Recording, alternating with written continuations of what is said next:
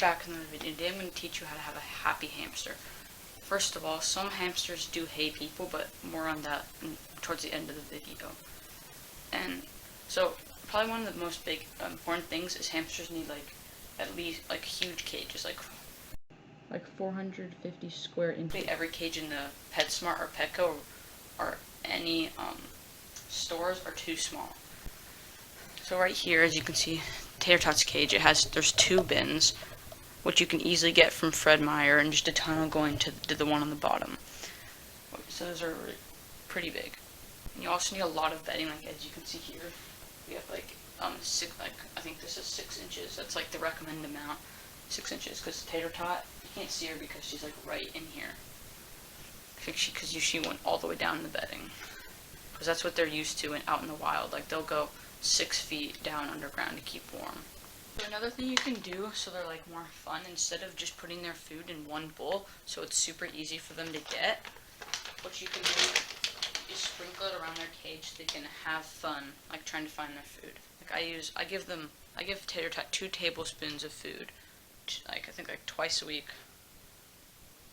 and you just sprinkle it around their cage to simulate what they do in the wild, because they have to go find their own food. And so another thing I would highly recommend is a sand bath, so they can take out extra oils all over their body, because you can't clean hamsters, and you can't get them wet and stuff. And also something that's really, really important, well, actually pretty much everything's important, is a big wheel, and one that doesn't have mesh on the sides. It has to be solid and super big. Those are a really good brand, and I'll put everything in the link in the description. Also, if your hamster doesn't like wheels, then there's also good sauces you can use. And also, again, no mesh, has to be solid.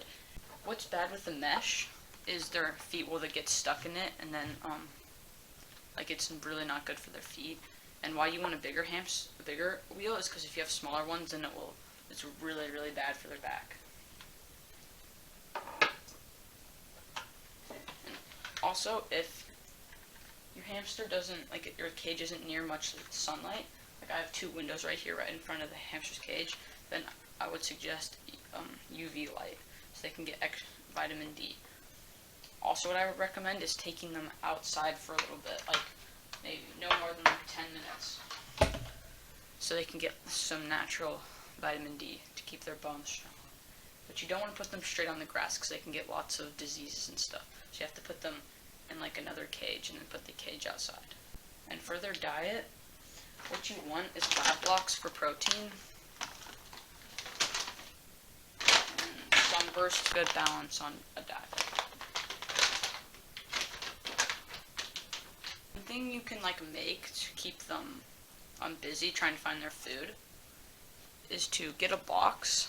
I just put a cardboard box, put hay in it, just hay you can find at pet stores, and then put their blend in it. So they put some blend in it, and then cut holes on the top, so they have to go through and go through the hay to keep them busy to find the food.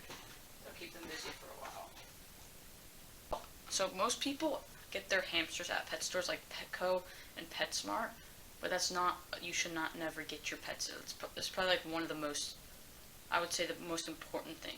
You want to get them at good websites that rescue them, because if you get them from pet stores, they come from mills, and it's a very, very horrible place, and most of the hamsters you'll get have diseases, broken feet. So you want to get them from, I like to use Pet Finder, and they have really good animals, and then you can get them super friendly. Tater Tot's never bitten me, and when we first got her, she was super friendly, didn't even have to tame her, and it was super easy. So yeah, that's the end of the video. Share the video with people who have hamsters.